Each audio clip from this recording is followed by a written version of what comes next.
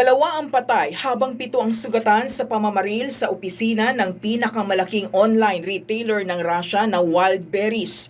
Nangyari ito 2 buwan matapos mag-merge ang kumpanya sa isa pang private firm.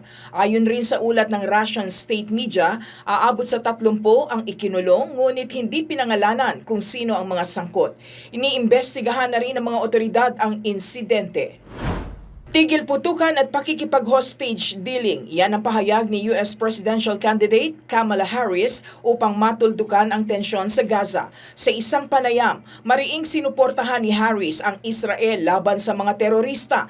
Gayon din naman sa Palestine dahil sa pagkaipit nila sa tensyon ng dalawang kampo. Panawagan rin niya, hindi raw dapat okupahang muli ng Israel ang kanilang mga nakuhang teritoryo pag natapos ang kaguluhan.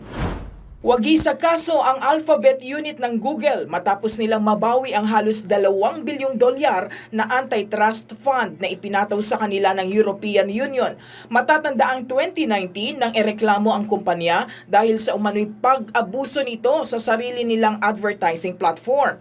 Sa kabila na lahat, pinagmumulta naman ng $2.6 bilyong ang kumpanya dahil sa unfair shopping service laban sa mga European rival companies. Joy Salamatin para sa Pambansang TV sa Bagong Pilipinas.